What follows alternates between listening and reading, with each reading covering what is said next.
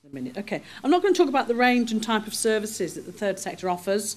I'm actually going to talk about some of the context in which both the third sector and the public sector now finds itself operating, and some of the strategies and approaches that need to take place if the third sector can meet some of the challenges and take advantage of the opportunities. I'm going to talk about things that both the third sector needs to do, as well as what the public sector needs to do in the light of the new structures that the coalition government will be putting in place over the current Parliament. I took this from the document that's being launched today. It was from the draft, and I'm assuming it's not changed. The voluntary sector has always played a role in supporting the most vulnerable and marginalised in society, and traditionally it works with those who experience the greatest health inequalities. Many of the small organisations delivering services work with individuals and with groups that public services have found difficult to reach. And it delivers not just direct health or social care services, but also through its infrastructure supports both in rural and urban areas, supports and empowers local individuals and communities. It has a crucial role in volunteering. That's the mainstay of community life, especially in rural areas. But now it's seen by the coalition government as a panacea for everything. But it's not that simple. Volunteering doesn't just happen. It needs support, it needs training, it needs management, and also it needs to be offering. People aren't just going to volunteer, they're going to be interested in what's on offer. So volunteering is not the solution to everything. The other thing is that the sector, across its whole range of activities, is not always been good at promoting itself or providing good evidence of what it achieves. So the current political and economic climate does present many challenges, but it also presents opportunities. The voluntary community sector has never been so popular or in demand, and it raises a couple of concerns for the sector. It's either concerned that it's seen as a Trojan horse that's going to open the floodgates and sweep away public delivery of services in a sea of philanthropy and volunteering. Or there's a real danger that there are expectations beyond the capacity of the sector. The sector has never said it could or should run public services. So most recently we've had the spending review. And Nick Hurd has said that the reforms underpinning the spending review represent a significant increase in the opportunities and funding available to the voluntary community sector in the medium and longer term.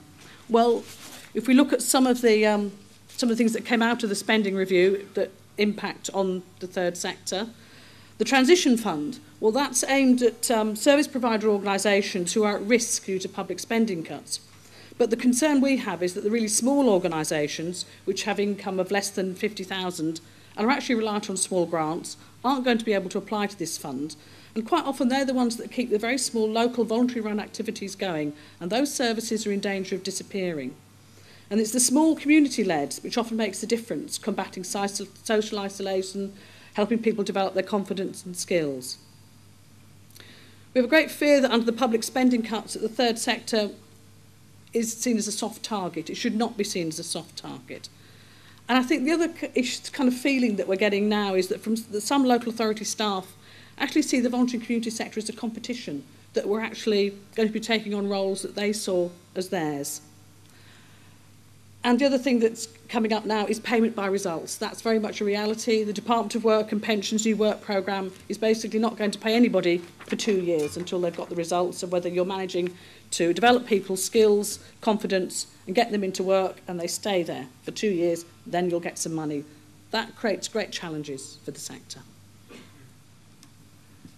So looking at the third sector's capacity, well, the fact there's going to be increased demand for the voluntary community sector services has never been more clear, but with public spending restrictions, that does create problems for it. Government talks about having to give more for less. We actually think it's going to be less for less in reality. We don't think that, The other thing around the sector that it has huge variance, great variance in size and type of organisation. You've got large nationals. They can cope more easily with increased demand because they tend to have better cash flows. Smaller organisations, though, whilst not having good cash flows, are more adaptable and can change their services to meet local needs much more easily. The third sector as well is also increasingly needs to be more business-like and to collaborate more with other third sector organisations, with the public sector and with the private sector. sector's going to need to learn to deal with loan finance. The big society bank is going to be all about loans, not about giving out money. It's going to want the money back.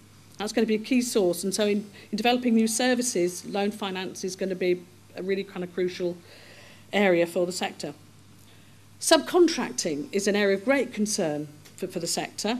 In principle, it sounds fine, but it tends to be the big national organisations tend to be the only ones who have the cash flow to be able to scoop up big national programmes. And when they subcontract out the work, smaller organisations often find that their costs are cut to the bone, leaving them with virtually no margin. And the voluntary community sector does have to make a profit. We just don't call it profit, we call it making a surplus. And that's the only way that you can actually sustain your capacity to deliver long term. Payment by results, as we said, is actually here to stay, and quite often it's only the large national organisations that are able to actually deliver on that. So the third sector, it does need to adapt, and it does adapt. It's always adapted, and it needs to seriously consider forming consortia or partnerships, and sometimes that's the only way now that they're going to be able to bid for contracts. In the Northwest, VS&W has been instrumental in helping to set up a special purpose vehicle for third sector training providers so that the sector in the region can perhaps bid for some of these large contracts. But the sector also needs to be proactive in developing its relationships with the new GP consortia, with local authorities. It has to go out and has to start knocking on your doors and saying what it has to offer. It also needs to look at what it is offering, because the world is changing and what they're offering may not meet current needs. Personalisation in particular poses great challenges for those organisations who've offered day centre type services, one size fits all for instance. They're going to have to look at that. But the sector will change, and that's how it survives.